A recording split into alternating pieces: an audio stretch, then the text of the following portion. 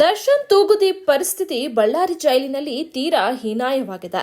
ನಟ ದರ್ಶನ್ ತೂಗುದೀಪ್ ಹೊರಗೆ ಇದ್ದಾಗ ಲ್ಯಾಂಬೋರ್ಗಿನಿ ಉರುಸ್ ಕಾರಿನಲ್ಲಿ ಎಸಿ ಹಾಕಿಕೊಂಡು ಫುಲ್ ಬಿಂದಾಸ್ ಜೀವನ ನಡೆಸುತ್ತಿದ್ರು. ಒಂದು ಹೊತ್ತಿನ ಊಟಕ್ಕೆ ಲಕ್ಷ ರೂಪಾಯಿ ಖರ್ಚು ಮಾಡುತ್ತಾ ಹಾಯಾಗಿ ಇದ್ದ ದಾಸ ದರ್ಶನ್ ತೂಗುದೀಪ್ಗೆ ಈಗ ಜೈಲಿನ ಊಟವೇ ಗತಿಯಾಗಿದೆ.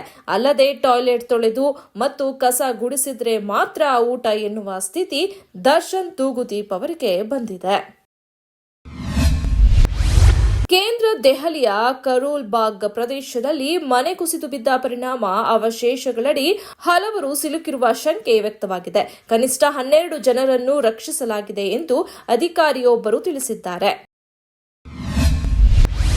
ಬಿಬಿಎಂಪಿ ಗುತ್ತಿಗೆದಾರನಿಗೆ ಕಿರುಕುಳ ನೀಡಿದ, ಜಾತಿ ನಿಂದನೆ ಮಾಡಿದ ಆರೋಪ ಎದುರಿಸುತ್ತಿರುವ ಬಿಜೆಪಿ ಶಾಸಕ ಮುನಿರತ್ನ ಅವರನ್ನು ಬೆಂಗಳೂರಿನ ವಿಶೇಷ ನ್ಯಾಯಾಲಯ ಮಂಗಳವಾರ ನ್ಯಾಯಾಂಗ ಬಂಧನಕ್ಕೆ ಒಪ್ಪಿಸಿದ್ದು, ಇಂದು ಜಾಮೀನು ಅರ್ಜಿಯ ವಿಚಾರಣೆ ನಡೆಸಿದ್ದು, ಜಾಮೀನು ಅರ್ಜಿಯ ಆದೇಶವನ್ನು ಕೋರ್ಟ್ನ ಜಡ್ಜ್ ಸಂತೋಷ್ ಗಜಾನನ್ ಭಟ್ ನಾಳೆಗೆ ಕಾಯ್ದಿರಿಸಿದ್ದಾರೆ.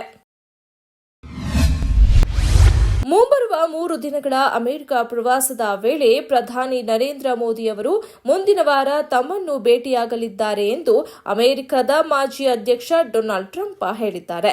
ಪ್ರಧಾನಿ ಮೋದಿ ಅವರು ಸೆಪ್ಟೆಂಬರ್ 21ರಿಂದ 23ರವರೆಗೆ ಯುಎಸ್ಗೆ ಭೇಟಿ ನೀಡಲಿದ್ದಾರೆ.